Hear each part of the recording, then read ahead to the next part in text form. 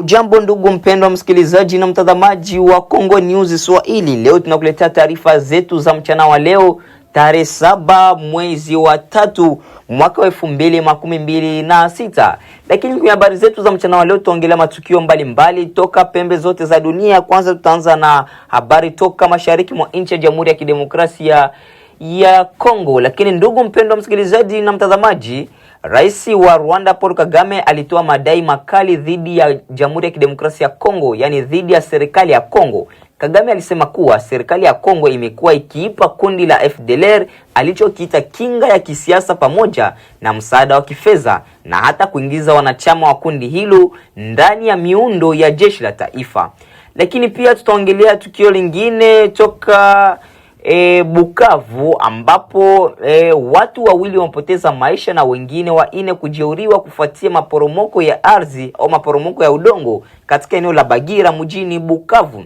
Lakini pia tutamalizia na habari kutoka huko, yani habari za kimataifa, ambapo mashambulizi ya anga ya Israeli yaripotiwa kulenga mji mkuu wa Iran yani Tehran, huku rais wa Marekani Donald Trump akitoa wito wa Iran kujisalimisha bila masharti. Kinasi katika taarifa yetu ya habari za mchana wa leo, ndugu mpendwa msikilizaji na mtazamaji. Kabla tujaanza na taarifa yetu ya habari, tuwakumbushe kwamba kulikuwa na mapigano makali katika eneo la Mwenga huko Marundi na Katala, ambako kulikuwa na mapigano kati ya waasi wa FC M23 wakipambana na makundi ya wanamgambo wa Zalendo wakisaidiwa na jeshi la serikali ya Jamhuri ya Kidemokrasia ya Kongo ambayo ni FARDC, ambako kundi la waasi limechukua tena udhibiti wa maeneo hayo baada ya mapigano makali siku ya jana. Lakini pia tuwakumbushe kwamba huko mkoani Kivu kaskazini katika eneo la Masisi, waasi wa FC M23 wamejiondoa katika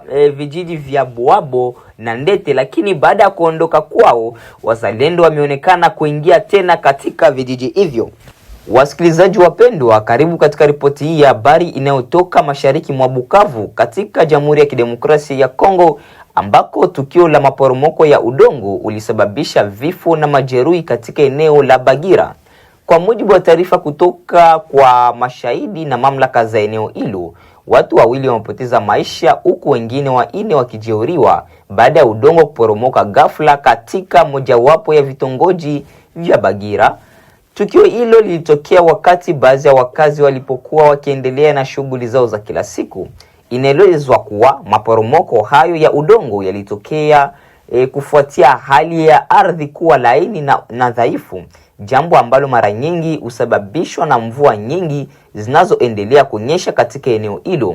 Udongo uliporomoka na kuangukia karibu na makazi ya watu na kuwafunika baadhi ya waathirika kabla ya wakazi wengine kukimbilia kutoa msaada.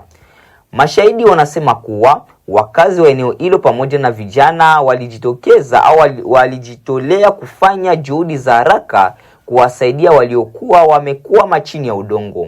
Baadhi ya majeruhi waliokolewa na kukimbizwa katika vituo vya afya vilivyo karibu ili kupatiwa matibabu ya haraka. Mamlaka za mitaa zimethibitisha vifo vya watu wawili katika eneo hilo, huku watu wanne waliopata majeraha wakiendelea kupatiwa huduma za matibabu. Hadi sasa hali ya majeruhi hao inasemekana kufuatiliwa na wahudumu wa afya. Tukio hili limezua huzuni na wasiwasi miongoni mwa wakazi wa Bagira, ambao wanasema kuwa maporomoko ya ardhi yamekuwa yakitokea mara kwa mara, hasa katika maeneo yaliyo kwenye miteremko mikali au katika maeneo ambako ujenzi wa nyumba umefanyika bila mipango rasmi. Wakazi wengine wameitaka serikali za mitaa na mamlaka husika kuchukua hatua madhubuti ili kuzuia majanga kama haya, ikiwa ni pamoja na kudhibiti ujenzi katika maeneo hatarishi na kuboresha mipango ya makazi katika jiji la Bukavu. Wataalamu wa Bagira wanasema kuwa mchanganyiko wa mvua nyingi, ukataji miti pamoja na ujenzi holela katika maeneo ya milimani unaweza kuongeza hatari ya maporomoko ya udongo katika mji kama Bukavu. Wakati huo mamlaka zinaendelea kutathmini athari za tukio hilo na kutoa wito kwa wakazi kuwa waangalifu zaidi, hasa katika kipindi hiki cha mvua nyingi. Hadi hiyo ndiyo ilikuwa ripoti ya habari kuhusu tukio la maporomoko ya udongo katika eneo la Bagira mjini Bukavu. Ndugu mpendwa msikilizaji na mtazamaji, basi tuendelee na taarifa yetu ya habari hadi mwisho. Wasikilizaji wapendwa, karibu katika ripoti hii ya habari kuhusu hali ya usalama katika eneo la mashariki mwa nchi ya Jamhuri ya Kidemokrasia ya Kongo, hususan katika eneo la Kivu ambapo vita vinavyohusishwa na kundi la waasi wa M23 vinaendelea kuvuta hisia za nchi za ukanda wa maziwa makuu. Katika taarifa hivi karibuni, Rais wa Rwanda Paul Kagame alitoa madai makali dhidi ya serikali ya Jamhuri ya Kidemokrasia ya Kongo. Kagame alisema kuwa serikali ya Kongo imekuwa ikiipa kundi la waasi wa FDLR kile alichokiita kinga ya kisiasa pamoja na msaada wa kifedha, na hata kuingiza wanachama wa kundi hilo ndani ya miundo ya jeshi la taifa. Kwa mujibu wa Paul Kagame, hatua hiyo imewapa wanachama wa FDLR uwezo wa kufanya operation bila hofu ya kuwajibishwa. Alidai pia kuwa kundi hilo limehusika mara kadhaa katika mashambulizi dhidi ya Rwanda, jambo ambalo limesababisha onyo kutoka kwa baadhi ya nchi kuhusu hatari ya kuongezeka kwa mvutano katika ukanda huo. Katika maelezo yake zaidi, Paul Kagame alisema kuwa hivi karibuni baadhi ya watu wanaohusishwa na utawala wa zamani wa Rwanda walioshiriki katika matukio ya mauaji ya kimbari ya Rwanda ya